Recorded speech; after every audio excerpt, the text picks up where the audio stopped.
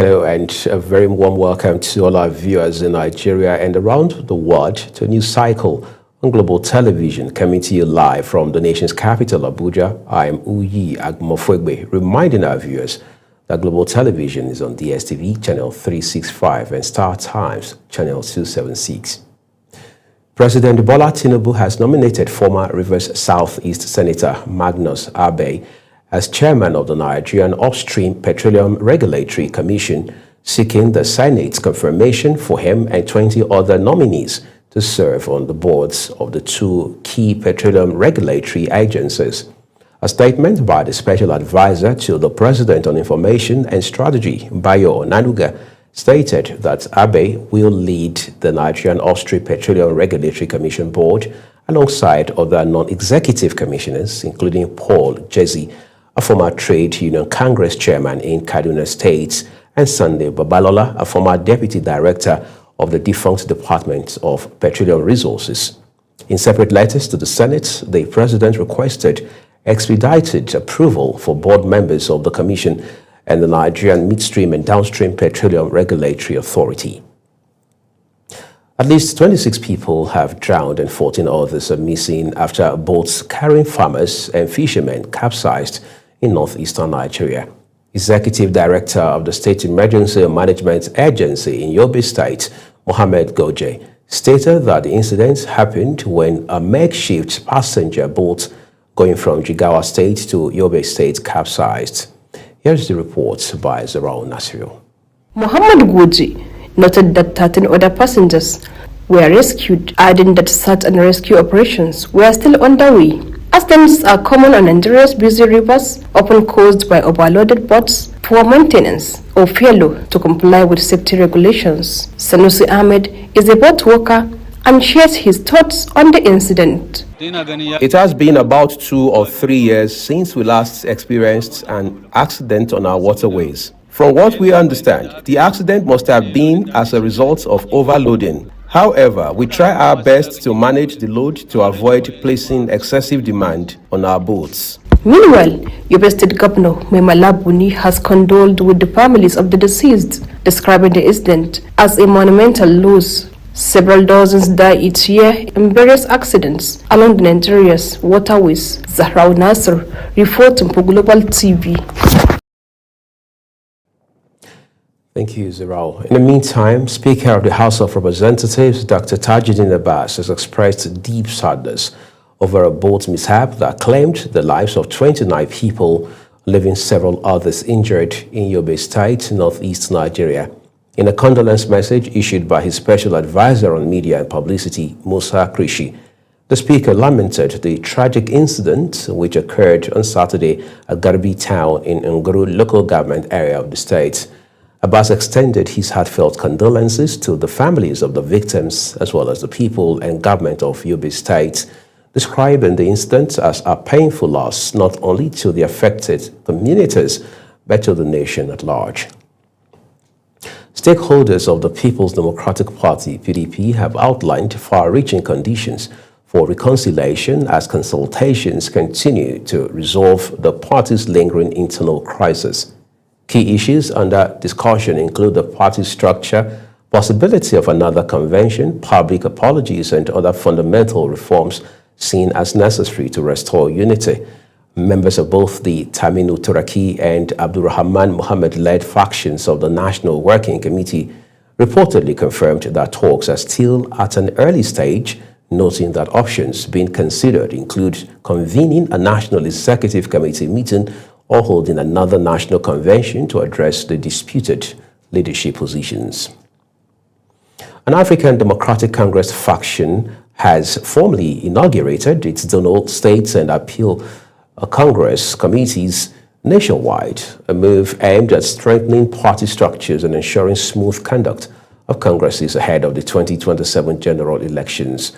The inauguration was announced in Abuja by the factional national chairman, Nafiu Gombe, at a press conference. Nafiu said the committees were established to oversee the planning and execution of Congresses at the zonal, state, local government, and ward levels in strict compliance with the party's constitution as well as the Electoral Act.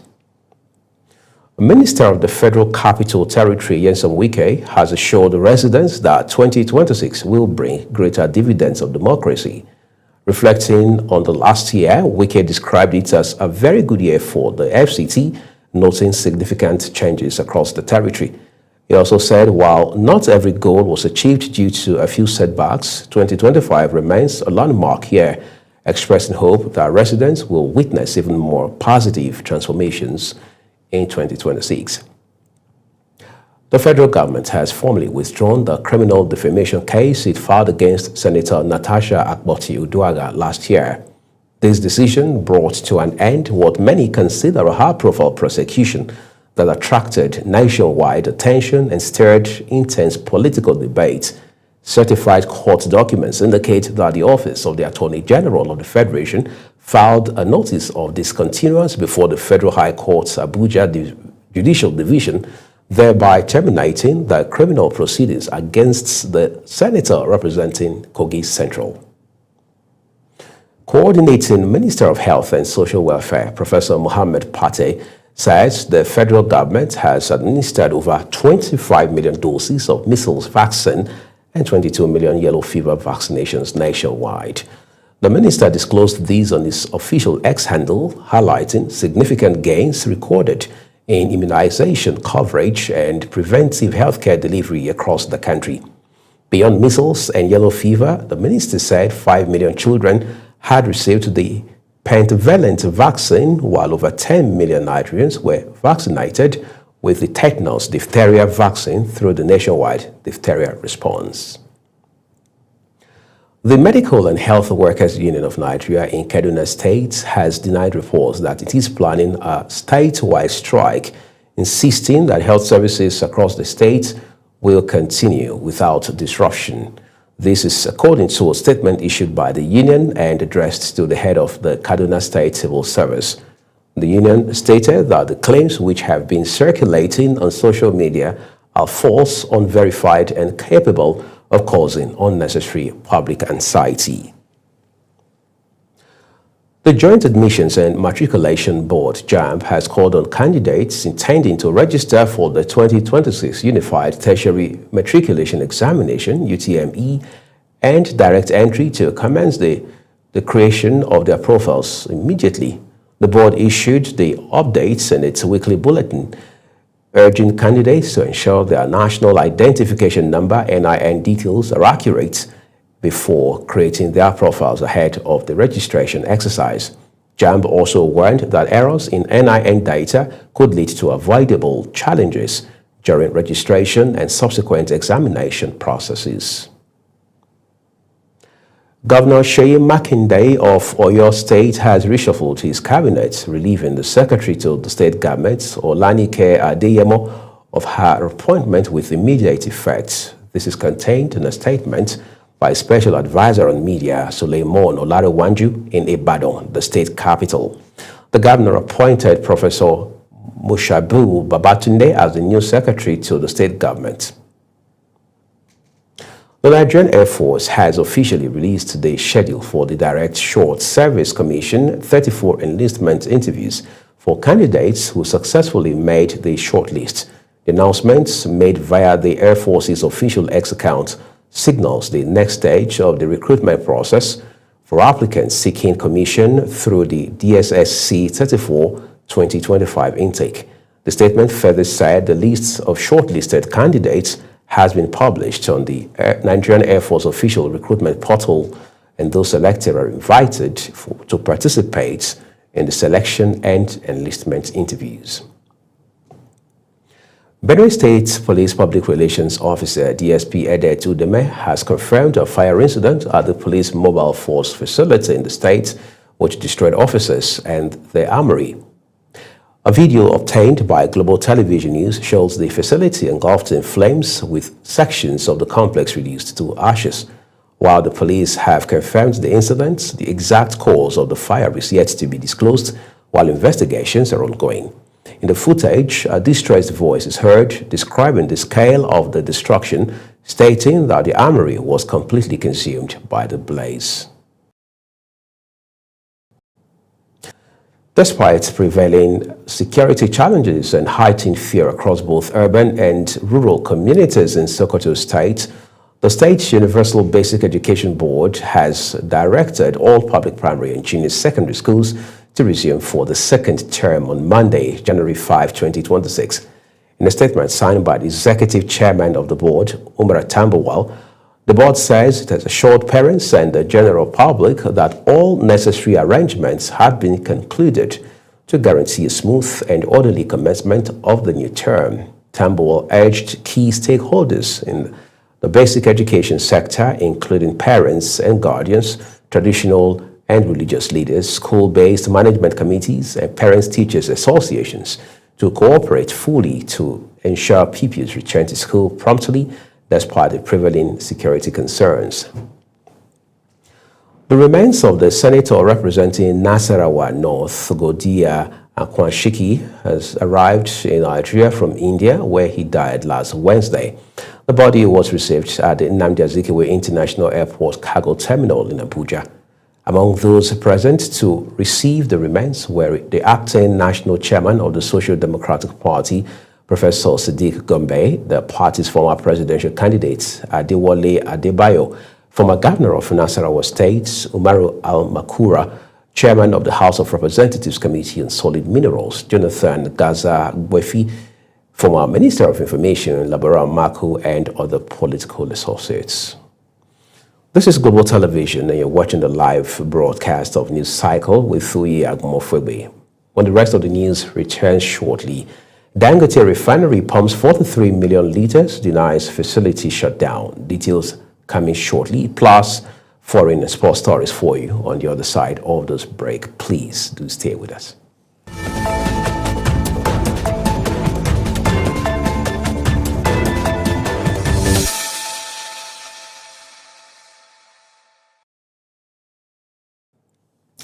Thank you so very much, everyone, for staying with us. The second part of this news broadcast now returns with business. Officials of the Dangote Petroleum Refinery say that the plant pumped 43.3 million liters of petroleum, premium motor spirits, petrol into the Nigerian market. The official debunks claims that the refinery has shut down its petrol processing unit for maintenance. They also noted that some marketers were only looking for excuses to increase petrol gantry prices, with the refinery crashed from 828 naira to 699 naira per liter. The Central Bank of Nigeria, CBN, has cautioned that higher concentration risk from the ongoing banking sector recapitalization could trigger investor fatigue and crowd out other issues in the capital market. The warning was conveyed in the Apex Bank's macroeconomic outlook for 2026, noting that these, combined with rising non-performing loans, may weaken banks' balance sheets and pose systemic risks to the financial sector. It also said a significant rise in non-performing loans could impair assets equality and weaken banks' balance sheets, thereby posing systemic risk.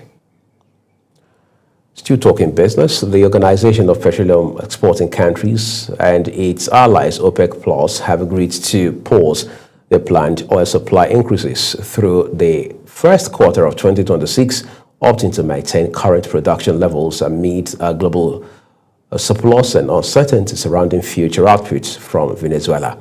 The decision was reached at a brief meeting that was reportedly led by the group's dominant producers, Saudi Arabia and Russia.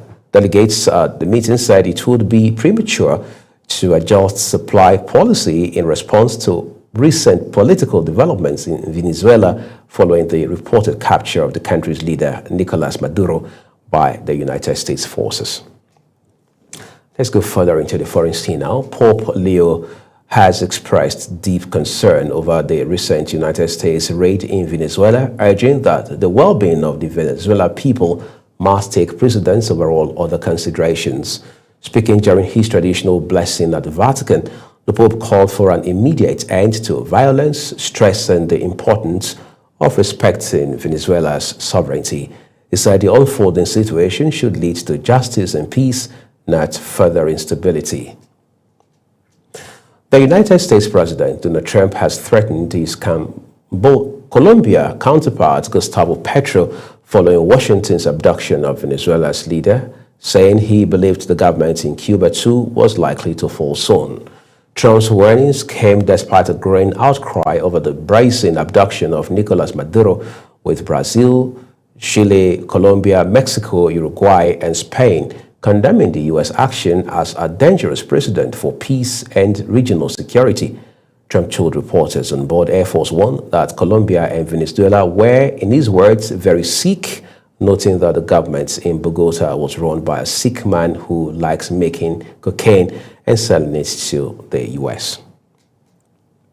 Meanwhile, Venezuela's Supreme Court has appointed Vice President Delcy Rodriguez as interim president following the capture of President Nicolas Maduro by U.S. forces. The court said Rodriguez would assume executive powers to guarantee administrative continuity and national defense amidst the president's forced absence. Mukhtar Qasim has details. The appointment of an interim president in Venezuela followed the capture of President Nicolas Maduro, who was flown to the United States amid U.S. airstrikes in Caracas. U.S. President Donald Trump announced the operation and outlined plans for a temporary U.S. administration of the country, while Venezuela declared a state of national emergency.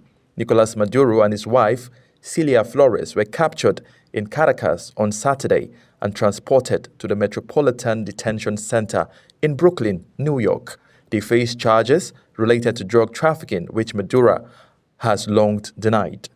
Venezuelan authorities immediately declared a state of national emergency, condemning the strike as military aggression and demanding proof of life for the president and his wife.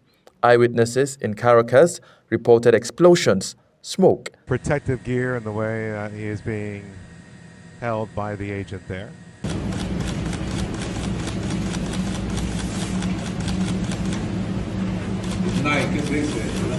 Maduro and his wife, both indicted, gave up and were taken into custody by the Department of Justice. Trump indicated that U.S. oil companies would repair Venezuela's infrastructure and generate revenue for the country, fueling international debate over the true motives behind the intervention. We're going to run the country until such time as we can do a safe, proper, and judicious transition. So we don't want to be involved with having somebody else get in, and we have the same situation that we had for the last long period of years. So we are going to run the country until such time as we can do a safe, proper, and judicious transition. The capture of Maduro marks a historic escalation in United States-Venezuela tensions, with the world divided over the legality and ethics of the strike. Venezuelans remain in shock. International bodies are calling for restraint, and Trump's statement continues to dominate the political narrative.